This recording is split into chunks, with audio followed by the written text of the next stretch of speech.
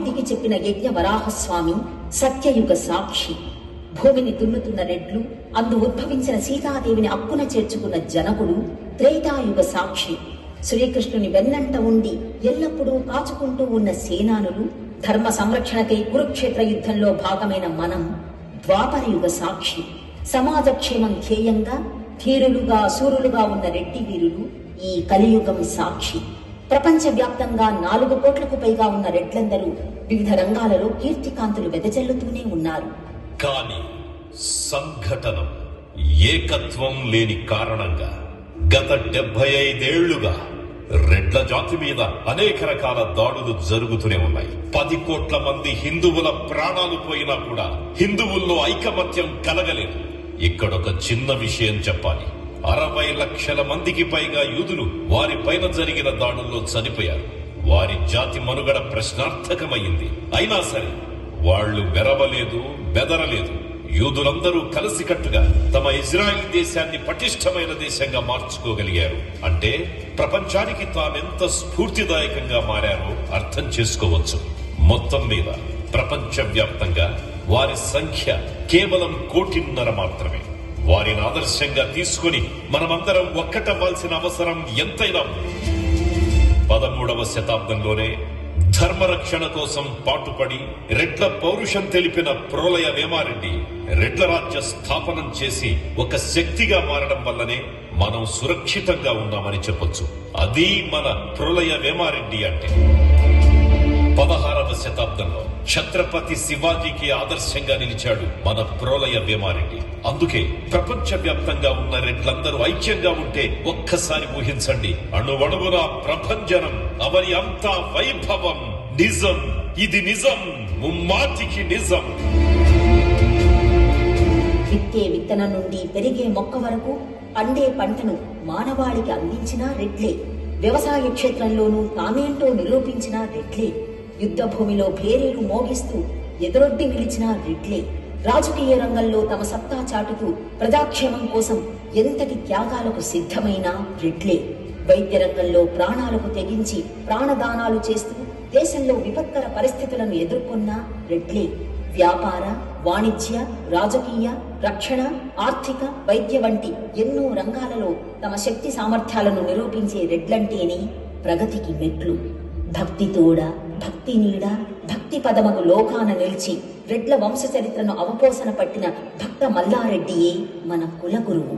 పిన్న వయసులోనే దైవాంశ సంభూతురాలిగా మనల్ని సంస్కరించేందుకు ఇలకు వేంచేసి తిరిగి శివుని చేరి సంతాన దేవతగా వెలిసిన రెడ్డి బిడ్డ బాలరెడ్డమ్మ. ఆ పరమేశ్వరిలోనే లీనమై పూజించి, భాషించి, భావించి మల్లన్నయ్య సర్వస్వమంటూ సర్వలోకాలకు ఆదర్శమైన అమ్మ హేమారెడ్డి మల్లమ్మ. త్యాగం, ధర్మం, మానవ గతి, నీతిని బోధిస్తూ పద్యాలతో సమాజాన్ని సంస్కరించి ఇప్పటికీ తెలుగునాట బతికున్న రెడ్డి గురువు మన యోగి వేమారెడ్డి. ధర్మమునే బోధిస్తూ మానవతను నినదిస్తూ ధర్మం, నీతి, మానవత్వం అంటూ మానవ జాతికి ధర్మ ప్రబోధాలు చేస్తూ ఎన్నో ఆశ్రమాలు, ఆశ్రయాలు నిర్మించి అవధూతగా మారిన ఆయనే కాశీరెడ్డి నాయన. మిమ్మల్ని స్మరించుకుంటూ వందనాలు అర్పిస్తున్నాం. ప్రపంచ యవనికలో ప్రథమ మహిళా మంత్రి అయిన మా రెడ్డి బిడ్డ పలనాటి నాగమ్మ రెడ్డి బిడ్డ అని మీకు తెలుసా? 13 ఏళ్లకే పుట్టెడు కష్టాలెదురైన తనకు తానే ఓదార్పై ధైర్యమై నిలిచిన పలనాటి ఆడబిడ్డ, తెలంగాణ జాతి బిడ్డ నాగమ్మ, నీకు జోహార్. ధర్మ సంరక్షణార్థం జాతిని సంఘటితం చేస్తూ సమాజంలో చైతన్యాన్ని నిలిపి సమాజాన్ని శక్తిగా తయారు చేసి దాడి చేసిన తురుష్క ముష్కరులను ఊచకోత కోసి వారి కల్లో కూడా భయం పుట్టించి తీర ప్రాంతాన రాజ్య స్థాపన చేసిన ధీశాలి ప్రోలయ వేమారెడ్డి ఎవరయ్యా? ఆయనెవరయ్యా అంటే మనవాడు.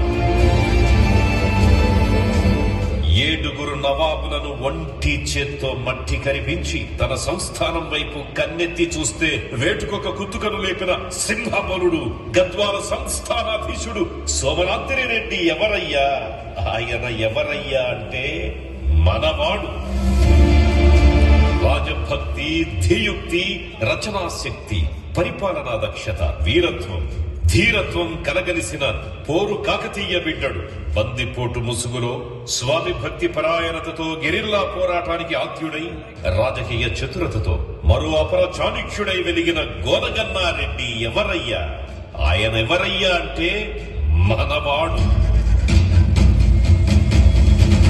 సాహిత్యంలో మెరుపులా మెరిసి తెలుగులో మొదటి కవయిత్రిగా కీర్తిగాంచిన కుప్పాంబిక మన గోనగన్నారెడ్డి సోదరి. ఎవరయ్యా ఆమె? ఎవరయ్యా అంటే మన రెడ్డి బిడ్డ. బ్రిటిష్ వారిని చీల్చి చెండాడి తెలుగువాడి సత్తాన్ని నేల 4 చెరువులా వ్యాపించేలా చేసిన పోరాట వీరుడు ఉయ్యాలవాడ నరసింహారెడ్డి ఎవరయ్యా అంటే మనవాడు. నిజాం ప్రభుత్వంలో పిన్న వయసులోనే హైదరాబాద్ కి మొదటి కొత్వాల్గా నియమించబడి అటు బ్రిటిష్ వారితోనూ ఇటు నిజాం పాలకులతోనూ సరిసమానంగా నిలిచిన ధీశాలి తన యావదాస్తిని దాన ధర్మాలకు వెచ్చించి మొదటి రెడ్డి హాస్టల్ ని, ఎన్నో విద్యాలయాలను స్థాపించిన శ్రీ రాజా బహద్దూర్ వెంకట రామారెడ్డి గారు. ఆంధ్ర, తెలంగాణ రాష్ట్రాలలోని ముఖ్య రెడ్డి చిరస్మరణీయులను చూసుకుంటే రాణిగా, జమీందారినిగా ఉన్నా కూడా సేవే లక్ష్యంగా పేదవాళ్ల బాగు కోసం అహర్నిశలు పాటుపడుతూ హైదరాబాదుకి కొత్త సొబగులెత్తిన మొదటి మహిళా మేయర్ రాణి కుముదిని దేవమ్మ గారు. స్వాతంత్ర్య సమరయోధురాలిగా మహిళలందరికీ స్ఫూర్తిదాయకంగా నిలిచిన మల్లు స్వరాజ్యం గారు. నెల్లూరుకు చెందిన స్వాతంత్ర్య సమరయోధురాలు శ్రీమతి పొనకా కనకమ్మ గారు. సమాజ శ్రేయస్సు కోసం పాటుపడిన స్వాతంత్ర్య సమరయోధుడు, ఒక జిల్లాకి ఆయన పేరు పెట్టేంత పేరుగాంచిన రెడ్డి బిడ్డడు శ్రీ కొండా వెంకటరంగారెడ్డి గారు. 14 ఏళ్లకే స్వాతంత్ర్య సమరయోధుడిగా, ధర్మ సంస్థాపన లక్ష్యంగా పరజాతిలోకి వెళ్లిన వారిని మన జాతికి తిరిగి తీసుకొచ్చిన ధీరుడు, ఆర్య సమాజ నాయకుడు, నైజాంఖ్య చెమటలు పట్టించిన వ్యక్తి శ్రీ అల్వాల బాలరెడ్డి గారు. కరువు కాలంలో రాయలసీమ జిల్లాల ప్రజలకు రోజుకు 10,000 మందికి పైగా అన్నదానం చేసి వారి ప్రాణాలు కాపాడిన కలియుగ దానకర్ణుడు బుడ్డా వెంగళరెడ్డి గారు. త్యాగానికి, దానానికి మరో పేరుగా నిలిచి దేశం కోసం, ధర్మం కోసం తన జీవితాన్ని సమర్పిస్తూ ఆదర్శప్రాయుడిగా భరతమాత పతాకాన్ని చిరకాలంగా నిలుపుతూ రాముడిని తన సొంత ఇల్లైన అయోధ్యకు చేర్చేందుకు పాటుపడ్డ మా గొప్ప రెడ్డి బిడ్డ జి పుల్లారెడ్డి గారు. న్యాయం ప్రతి పేదవాడికి దక్కాలి, చట్టాలెవరికి కావు చుట్టాలు అంటూ జెట్ స్పీడ్ లో తీర్పులు చెబుతూ పేరుకుపోయిన ఎన్నెన్నో కేసులను లోకాయుక్త చైర్మన్ గా వేగంగా పరిష్కరించిన న్యాయ నిపుణులు, కవి, విద్యావేత్త శ్రీ జస్టిస్ సుభాష్ రెడ్డి గారు. ప్రెసిడెంట్ ఆఫ్ ఇండియాగా, దేశానికి ప్రథమ పౌరుడిగా బాధ్యతను నిర్వర్తించి చరిత్రలో చిరస్థాయిగా నిలిచిన నీలం సంజీవరెడ్డి ఎవరయ్యా అంటే మనవాడు. ప్రాణాలే తృణప్రాయంగా, దేశ సంక్షేమమే ధ్యేయంగా కెప్టెన్ గా కీలకమై పరాక్రమంతో ఆపరేషన్ పరాక్రమ్ లో భాగమై వీరోచితంగా పోరాడి ఉగ్రమూకల ఉసురులు తీసి దేశమాత తిలకానికి రక్తమోడ్చిన వీర రాజారెడ్డి ఎవరయ్యా? ఆయనెవరయ్యా అంటే మనవాడు. 2 సార్లు ఉమ్మడి ఆంధ్రప్రదేశ్ రాష్ట్రానికి ముఖ్యమంత్రిగా సేవలందించిన అపర మేధావి శ్రీ మర్రి చెన్నారెడ్డి. కాంగ్రెస్ అధ్యక్షుడిగా నేషనల్ స్థాయిలో తన స్టైల్ ఆఫ్ మార్క్ సృష్టించుకున్న కాసు బ్రహ్మానందరెడ్డి. సంఘ సంస్కర్తగా, రచయితగా ఆంధ్ర రాష్ట్ర ముఖ్యమంత్రిగా వెలుగొందిన బెజవాడ గోపాలరెడ్డి.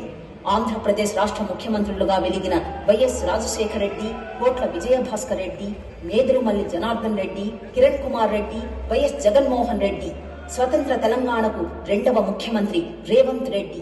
సినీ వినీలాకాశంలో తనదైన మార్క్ ని సృష్టించుకుని జ్ఞానపీఠకే వన్నె తెచ్చిన సి నారాయణ రెడ్డి. స్వాతంత్ర సమరయోధుడిగా, రచయితగా పేరెన్నికగన్న సురవరం ప్రతాపరెడ్డి. దక్షిణ భాషల్లో సినీ జగత్తుకి రారాజై వెలిగిన విజయవాహిని, చందమామ సంస్థల స్థాపకులు శ్రీ బి నాగిరెడ్డి. దాదాసాహెబ్ ఫాల్కే అవార్డు పొందిన తొలి దక్షిణ భారతీయుడు బిఎన్ రెడ్డి. తెలుగులో మొదటి మోకీ చిత్రం భక్త ప్రహ్లాద తీసిన దిగ్గజం హెచ్ఎం రెడ్డి. మాయాబజార్ చిత్ర దర్శకుడు, దర్శక దిగ్గజం K V Reddy. Telangana film development corporation chairman గా సినీ పరిశ్రమను అభివృద్ధి చేస్తున్న సినీ నిర్మాత, దిల్ రాజు గా సుపరిచితమైన వి వెంకట రమణారెడ్డి. దేశవ్యాప్త అపోలో హాస్పిటల్స్ సామ్రాజ్య నేత సి ప్రతాప్ రెడ్డి. ఇలా ఇంకా ఎందరో రెడ్డి మహానుభావులు. మీ అందరికీ మా జేజేలు.